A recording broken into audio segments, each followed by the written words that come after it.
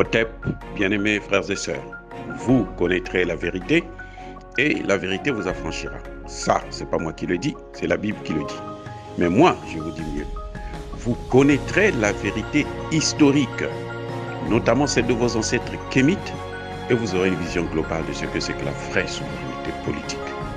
J'ajoute, vous reviendrez à la spiritualité africaine ancestrale et vous comprendrez les enjeux de l'indépendance économique. Et pour terminer, vous accepterez votre identité culturelle kémite et vous obtiendrez deux choses. La première, c'est la paix. La seconde, c'est le développement, à une condition. L'unité de toute l'Afrique noire, l'unité de tous les Noirs du monde entier.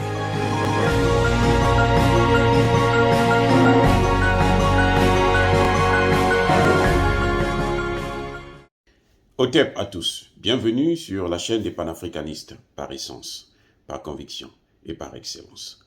Celle des citoyens kémites, par nécessité et obligation de combat.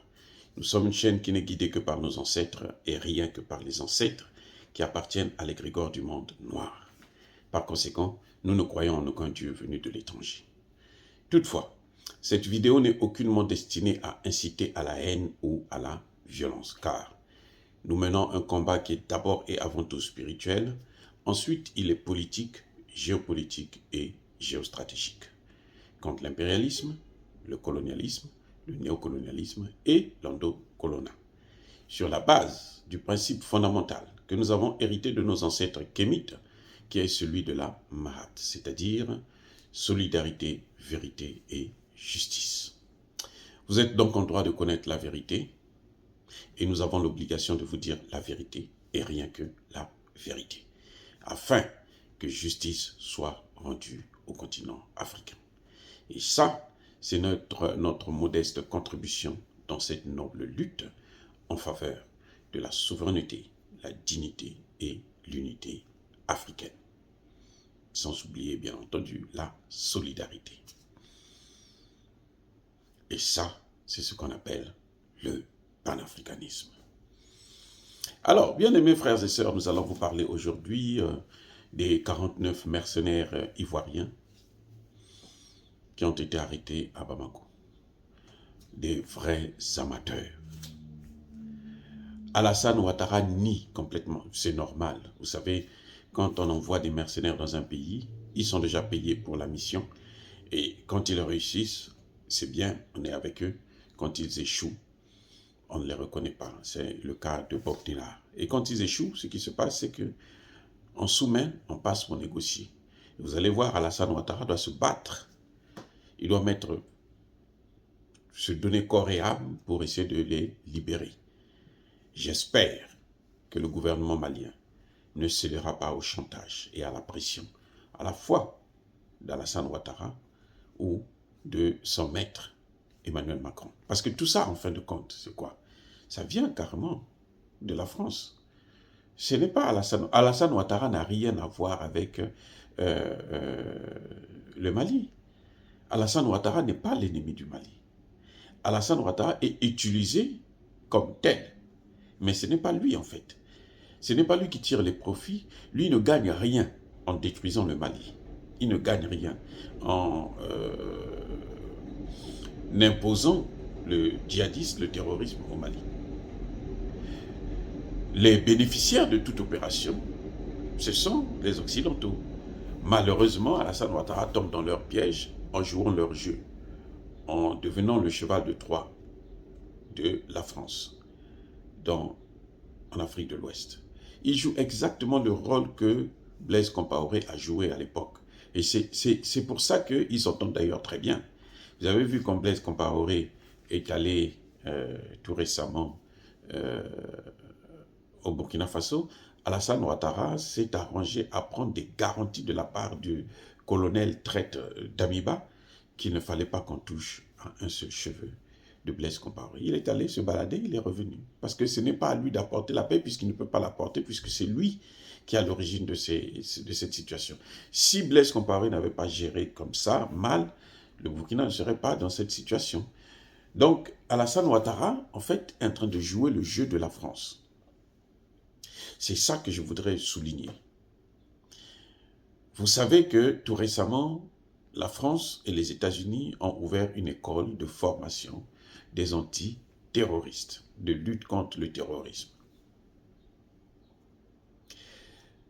Mais en fait, quand ils disent qu'ils créent une école de lutte contre le terrorisme, nous savons très bien que ce sont eux qui ont amené le terrorisme dans le Sahel à partir de la Libye, en détruisant la Libye.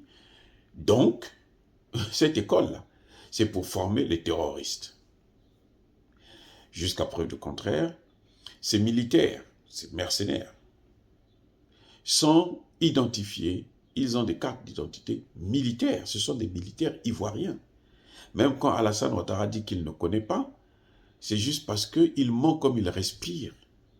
C'est juste parce qu'il est irresponsable. C'est juste parce qu'il a honte de l'acte qu'il a commis. Il a honte de regarder les Africains en face et leur dire que c'est lui qui l'a fait. C'est la honte. Mais comme la honte ne tue pas, malheureusement, avec cette nouvelle génération, mais nos ancêtres, la honte tuait. Là, Alassane Ouattara devait même se suicider. Parce que c'est une honte pour son pays.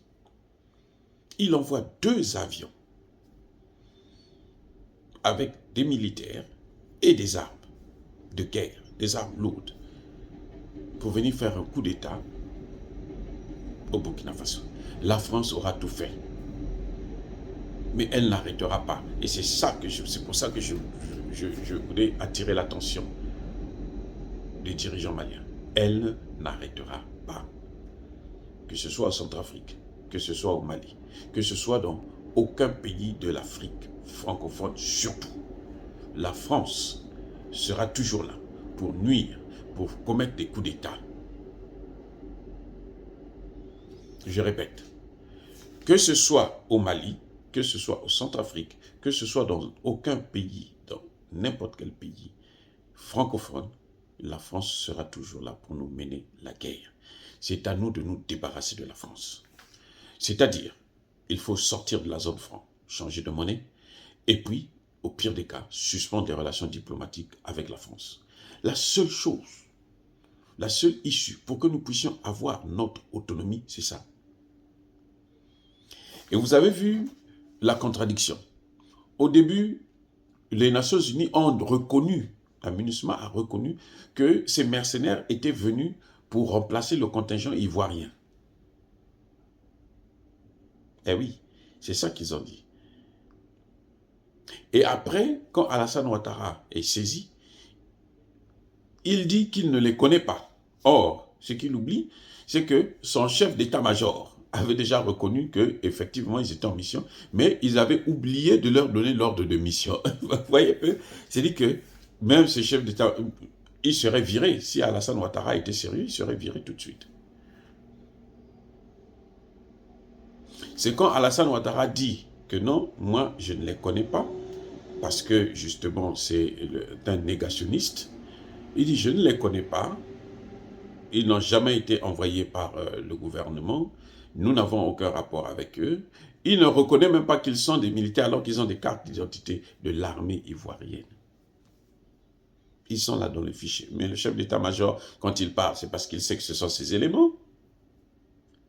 Donc, voilà la contradiction. Maintenant, que fera le gouvernement malien? Que fera le gouvernement malien? Va-t-il plus tard négocier pour les remettre aux Ivoiriens? Non, je pense qu'il devrait faire la prison à vie. Parce qu'ils sont venus pour arracher des vies. Donc, il faut les mettre en prison à vie. Il faut que leur carrière s'arrête là. Il ne faut plus qu'ils aient l'occasion de rencontrer encore, de voir leur famille.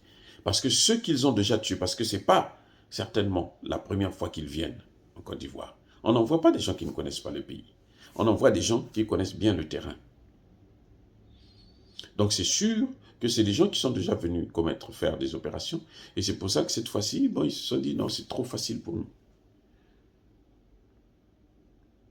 Et je pense que Alassane Ouattara, s'il est vraiment sérieux, s'il veut maintenant prendre conscience de tout le mal qu'il a fait à l'Afrique et à la Côte d'Ivoire en particulier, il devrait fermer cette école de antiterroristes des Français et des Américains.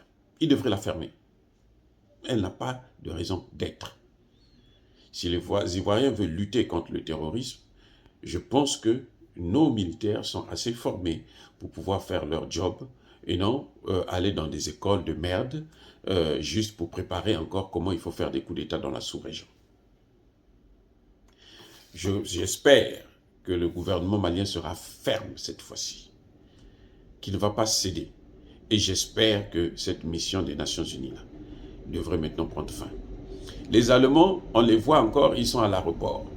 Que font-ils là-bas? Puisque eux, ils avaient dit qu'ils devraient partir. Mais ils n'ont qu'à tous partir. Ça dit que ces Occidentaux, ils ont un problème avec l'Afrique.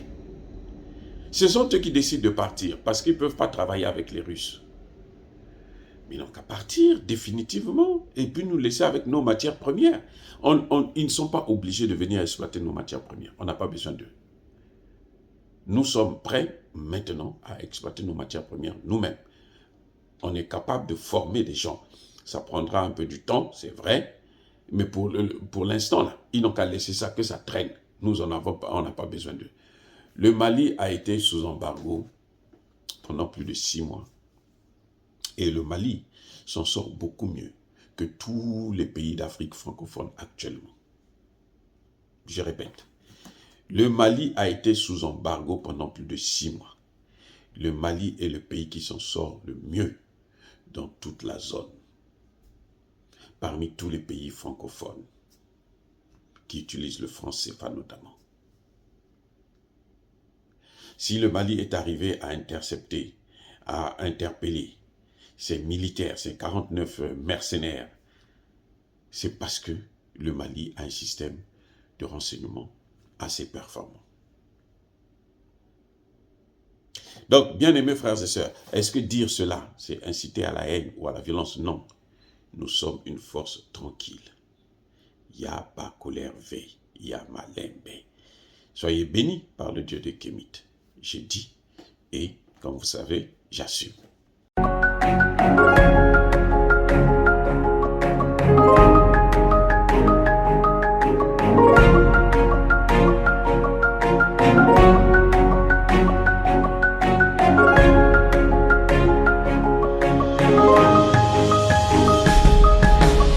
Eux, ils marchent par la foi et non par la vue.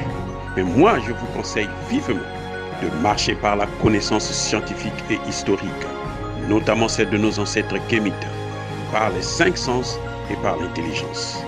Otep, vive l'Afrique éternelle et que Dieu vous bénisse. Abou Apia.